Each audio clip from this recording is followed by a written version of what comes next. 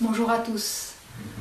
Comme nous l'avons vu juste avant, il y a une sorte de deux étapes de reconstruction. La première étape, c'est juste après le sevrage, s'il reste pas mal de symptômes qui sont violents, c'est de se stabiliser en rendant son quotidien prévisible, en évitant les sources de stress et en trouvant des astuces et des trucs pour dévier l'attention des symptômes, pour ne pas les subir de plein fouet, pour faire en sorte qu'ils ne détruisent pas complètement ce qu'on a fait. La deuxième étape serait, une fois qu'on s'est bien stabilisé, ce serait de progressivement gérer chaque symptôme qui reste en trouvant des méthodes pour en reprendre le contrôle, pour les faire diminuer, voire les faire disparaître. Donc là, j'avais donné l'exemple de l'anxiété que j'ai trouvé la méthode de Geert. J'avais fait beaucoup de recherches avant, j'ai essayé plein de trucs avant. Les autres trucs ne m'avaient pas convenu, mais voilà, chacun est différent. C'est à vous vraiment de trouver l'astuce, la technique qui vous permet de faire diminuer votre symptôme. Donc dans cette deuxième phase de reconstruction, nous avons vu que l'important c'était de se reconstruire dans des bonnes conditions. Les bonnes conditions, c'est quoi? C'est d'être entouré de personnes qui nous veulent du bien, qui sont bienveillantes. Pas des personnes qui nous tirent en bas et qui veulent nous faire devenir quelqu'un qu'on n'est pas.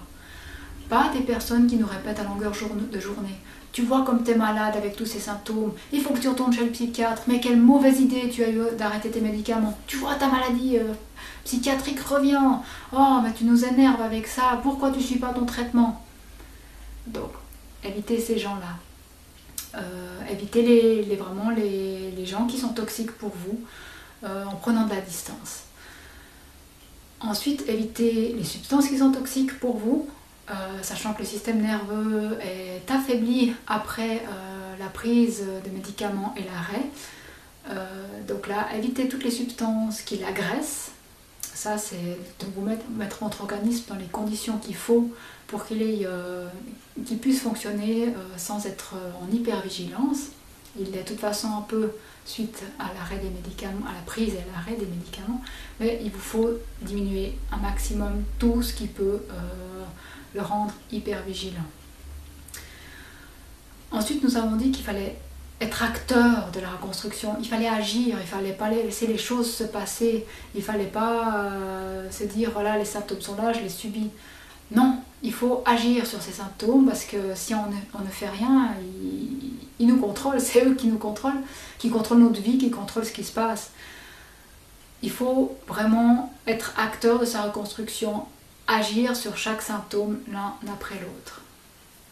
Je n'ai pas développé comment agir sur chaque symptôme, je n'ai pas développé chaque symptôme, c'est vraiment, je voulais vous donner une vision d'ensemble de comment, un fil conducteur pour arriver à se reconstruire. Je parlerai de chacun des symptômes individuellement pour vous faire comprendre leur mécanisme et pour quelles techniques adopter pour les faire diminuer et les gérer et que notre cerveau se réadapte à nouveau. Donc nous avons aussi vu que notre cerveau il n'est pas figé, c'est pas parce qu'il a été intoxiqué pendant des années qu'il va rester intoxiqué pendant des années, c'est pas parce qu'il a été affaibli pendant des années par les médicaments qu'il va rester affaibli. Il existe cette notion de neuroplasticité. Les chercheurs ont prouvé que la neuroplasticité existait. Votre cerveau est capable de se reconstruire. Il est capable de refaire des connexions là où elles ont été détruites. Il est capable de réapprendre des choses. Il est capable de se réadapter à votre environnement. Là, vous allez vous reconstruire, vous allez construire un environnement qui vous convient. Il va s'adapter à ce nouvel environnement. Donc vraiment, il va faire ce que vous lui demandez. Si vous l'exposez tous les jours au stress, il va s'adapter à gérer, à réagir au stress, à vous montrer qu'il y a une menace et qu'il faut se mettre en état de vigilance et attaquer ou fuir. Si vous le mettez dans un état dans des conditions calme, bienveillante pour vous, il va s'adapter à cette situation, il va se dire voilà, je suis dans un environnement propice pour refaire mes connexions, pour réapprendre des nouvelles choses. Au début, on s'est stabilisé après l'arrêt des médications, mais si on ne fait pas de nouvelles choses, si on n'essaye pas de réapprendre des choses, le cerveau, il reste comme il est, il se développe vraiment en interaction avec l'environnement. Donc au début, je pense que c'est bien de le calmer, de se stabiliser après un sevrage pour partir sur des bases un peu plus calmes, mais après, il ne faut pas le laisser mariner dans ce calme, ce fait qu'il ne se passe rien dans la vie.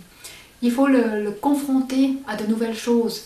Le cerveau, il peut se modifier, se reconstruire s'il doit apprendre, s'il se produit du changement à l'extérieur.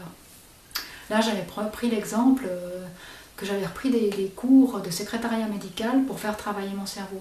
C'est ça qui s'est produit. J'avais plus de mémoire avec la médication, je n'arrivais plus à lire. Avec ces cours, j'ai refait travailler ma mémoire et mon cerveau a réappris à mémoriser. Donc c'est vraiment en confrontant à des nouvelles choses qu'on arrive à faire refonctionner notre cerveau, à lui redonner l'élan. Il va s'adapter à la situation que vous allez lui proposer.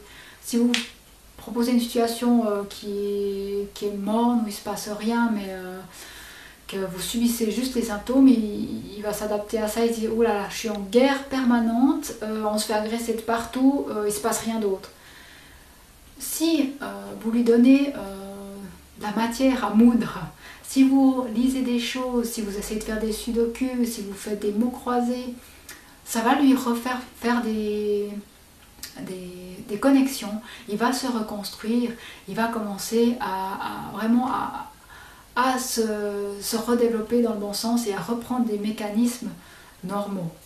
Donc vraiment il va falloir être acteur, il va falloir proposer à votre cerveau et à votre organisme des entraînements pour le refaire fonctionner normalement.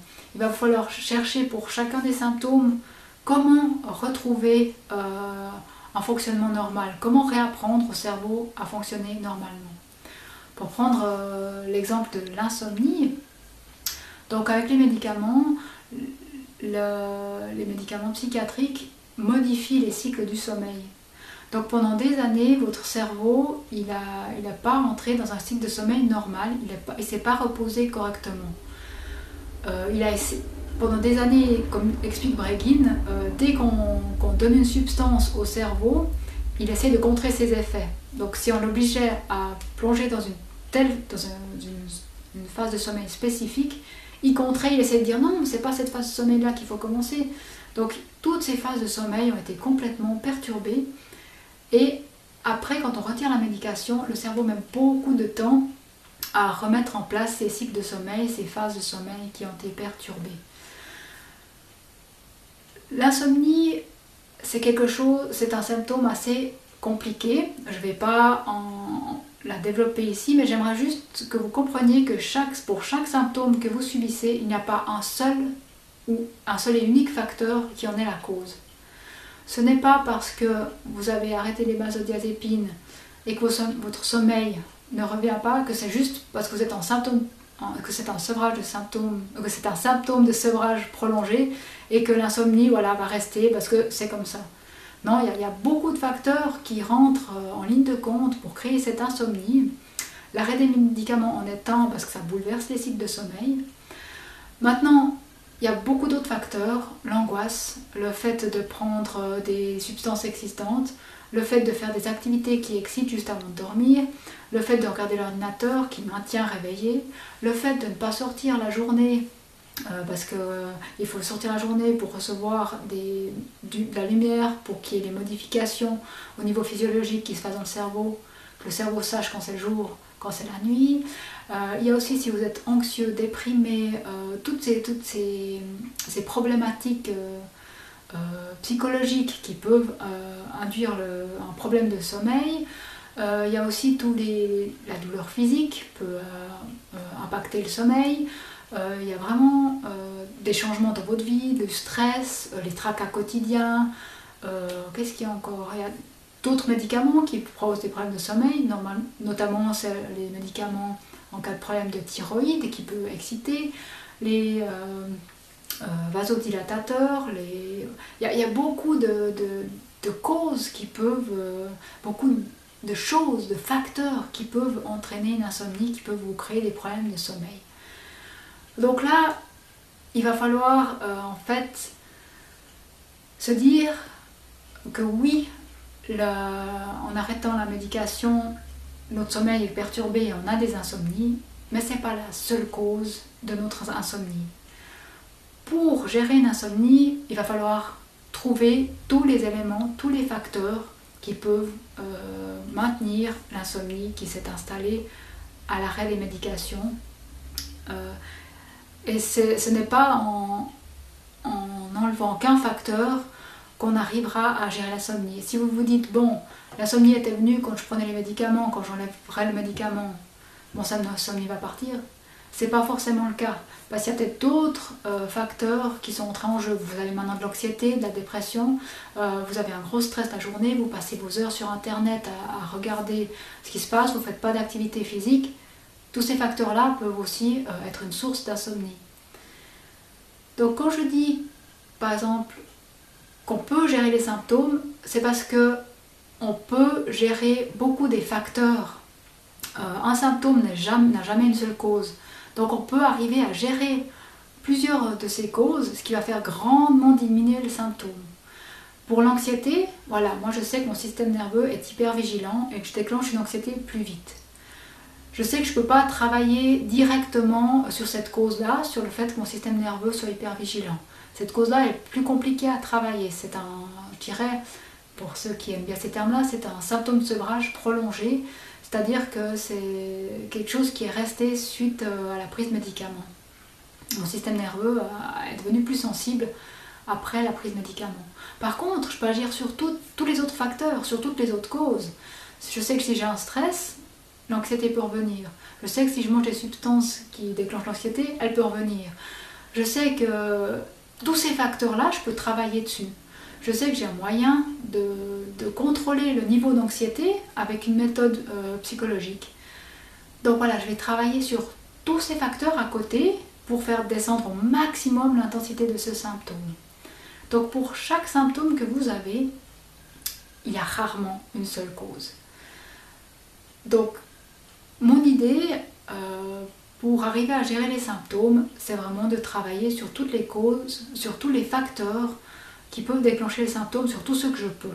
Je sais qu'il y en a des que je ne pourrais pas modifier, mais sur tous les autres, je peux travailler dessus. Donc voilà, si vous voulez commencer à gérer vos symptômes, à être acteur de votre construction en prenant en main chaque symptôme et en travaillant dessus, sachez qu'il y a plusieurs éléments qui font que vous avez ce symptôme et pas seulement la médication et son arrêt. Vous pouvez travailler sur tous les autres éléments et parfois même directement sur le fait d'avoir arrêté le médicament parce que comme a expliqué Breggin, le médicament a détruit une partie des cellules nerveuses de votre cerveau parce qu'il est neurotoxique, mais d'un autre côté il a induit aussi des mécanismes compensatoires.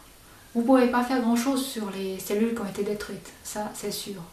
Par contre, sur tous ces mécanismes compensatoires qui ont été mis en route par votre cerveau pour compenser l'effet du médicament, là vous pouvez travailler dessus en inversant ces mécanismes, en trouvant des techniques pour vraiment revenir en arrière. Pour le faire, pour dire à votre cerveau, c'est bon, je te donne plus cette substance, tu peux refonctionner normalement.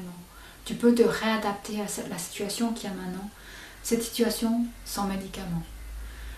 Donc voilà, on peut vraiment travailler sur d'innombrables facteurs qui sont la cause de nos symptômes. On n'est pas figé dans ce symptôme de sevrage dans ces symptômes de sevrage prolongé, dans ce syndrome de sevrage prolongé. On a les moyens d'agir sur chacune des difficultés qu'on rencontre après le sevrage, sur tous ces symptômes qui restent parce que notre corps a été complètement bouleversé. On peut le réaiguiller, le reguider vers un fonctionnement normal en travaillant sur chacune des causes qui induit un symptôme. Voilà, je sais que c'est pas évident de se dire qu'il y a tout ça à faire pour se reconstruire, mais je pense que voilà, si vous arrivez à vous mettre dans les dispositions qui vous disent oui, j'ai les moyens d'agir sur ce qui m'arrive, il faut simplement que je me mette dans les conditions pour y arriver, que je trouve un endroit où je suis bien, que je m'entoure de personnes qui sont bienveillantes envers moi, que je fasse attention à mon corps, à ce qui se passe. J'enlève mes lunettes noires en me disant j'ai tous ces symptômes, ça va, c'est une lunette noire qui me dit j'ai tous ces symptômes, ça va pas aller, je suis foutue, et je sens mes lunettes roses. Non, mais j'ai les moyens de changer les choses, j'ai déjà été capable d'arrêter les médicaments. Je suis capable de me prendre en main. Il faut que je voie les choses qui vont. Et je vais aussi prendre en main les symptômes qui me restent en traitant chaque facteur qui est la cause de ce symptôme pour le faire diminuer. Là, vous vous mettez dans les conditions pour réussir. Vous mettez dans les conditions pour vous reconstruire. Pour moi, la reconstruction, c'est ça. C'est être bienveillant envers soi-même. C'est s'entourer de personnes bienveillantes. C'est ne pas rester les bras croisés, c'est agir pour aller mieux, c'est aider notre corps et notre cerveau à refonctionner normalement, c'est agir sur chacun des éléments qui maintiennent nos symptômes pour pouvoir les faire diminuer en intensité et même à long terme les faire disparaître. Voilà, j'espère avec ces vidéos vous avoir donné les clés pour vous reconstruire, pour trouver un chemin vers une vie meilleure, vers la vie que vous envisagez, vers votre bonheur, vers ce à quoi vous aspirez. J'espère que vous allez pouvoir vous épanouir et vraiment accéder et construire la vie que vous méritez. Allez, bon courage et à tout bientôt. Au revoir.